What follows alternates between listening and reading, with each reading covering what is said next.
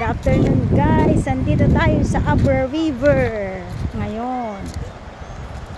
Ito ang portion ng Abra River. Ayan. Mula doon galing yan sa upland, dadalo yan. Ang dead end nito sa Abra River ay Banawang sa may Ilocos Sur na.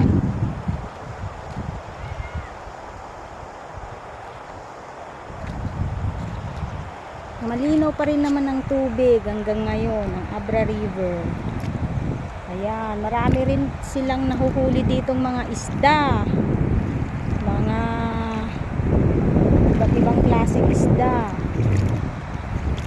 Pero mostly ang kinukuha nila dito ay ang mga buhangin. Yan, nagpa-pile stock sila dyan ng mga buhangin.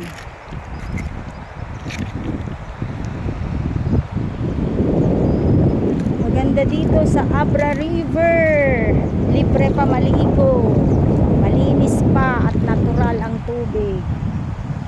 Yan guys, so maganda. Ang tubig napakaklaro. Klarong-klaro ang tubig dito sa Abra River.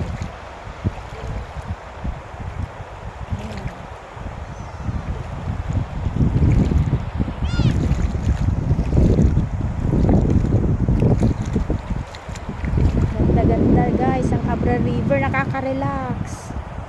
Sa bandang doon naman ang Don Mariano Marcos Bridge, sa mga pinakamahabang tulay sa Pilipinas. Doon naman ang bayan ng Dolores, bandang doon, Dolores. Pero nandito ako ngayon sa Laganilang.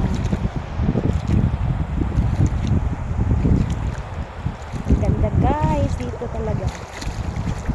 Yung mga kasama ko lang yung naliligo, pero ako nagtatampisaw lang kasi malamig ang tubig, napakamalamig,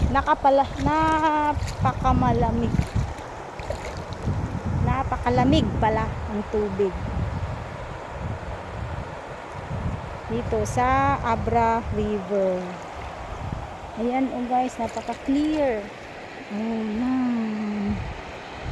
Napaka-clear ang tubig sa Abra River.